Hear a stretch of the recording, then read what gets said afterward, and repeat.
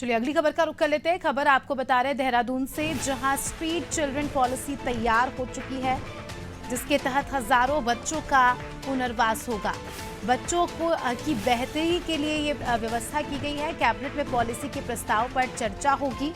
देखिए, पॉलिसी तैयार कर ली गई है और अब जब भी कैबिनेट की बैठक होगी इस पॉलिसी पर चर्चा की जाएगी, जिसमें जिस तरह से हम देखते हैं कि सड़कों पर, रोडों पर जो बच्चे कई बार भीख मांगते नजर आते हैं, जिनके पास कोई आश्रय नहीं होता, उन लोगों का पुनर्वास करने को लेकर एक खास पॉलिसी है। और समझते हैं इस पॉलिसी को, हमारे सहयोगी सोनू लगातार हमारे साथ जुड़े हुए हैं।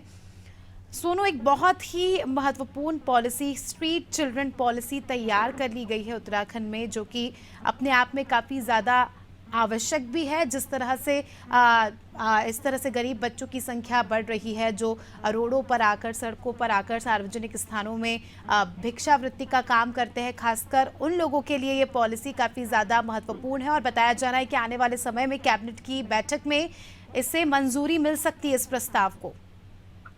देखिए, अभी तक ये व्यवस्था नहीं थी और इसके लिए पुलिस विभाग के जो अधिकारी हैं वो अलग अलग नामों से एक ऑपरेशन ऑपरेट किया करते थे और उसके तहत ही ये व्यवस्था की जा रही थी। लेकिन जब इसकी जरूरत महसूस की जा रही थी तब से अब जाकर के इसका पॉलिसी का एक प्रस्ताव जो है वो तैयार कर लिया गया, पॉलिसी तैयार कर ली गई है। आगामी कैबिनेट की बैठक में इसके प्रस्ताव पर चर्चा की जाएगी।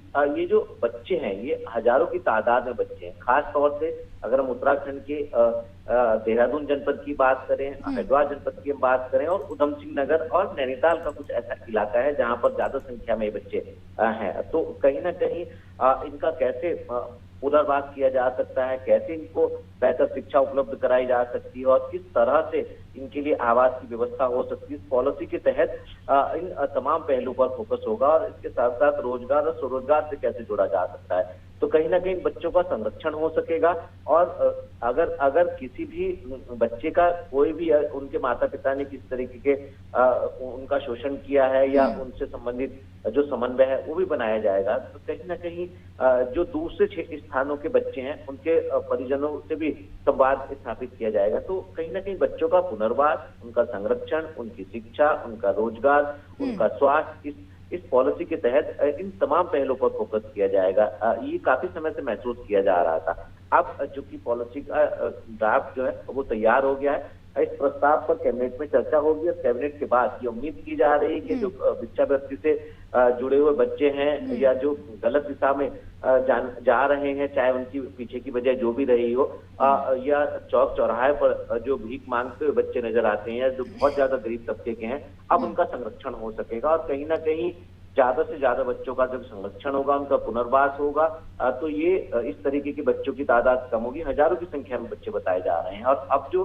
पर्वतीय क्षेत्र है वहां पर भी इस पॉलिसी के तहत जब सर्च अभियान चलाए जाएंगे तो मालूम हो पाएगा कि किस जनपद में ज्यादा इस तरीके के बच्चे जो हैं वो सामने आएंगे।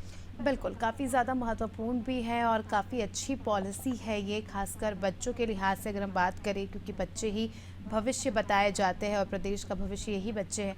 तो ऐसे में अब ये देखना खास होगा सोनू कि आने वाले समय में जो बैठक होने वाली है, कैबिनेट की बैठक, उसमें इसे मंजूरी मिलती है, इस प्रस्ताव को मंजूरी मिलती है या फिर और समय लग सकता है, ये देखना होगा। बने रहिए हमारे साथ, जल्दी आपका रुख करेंगे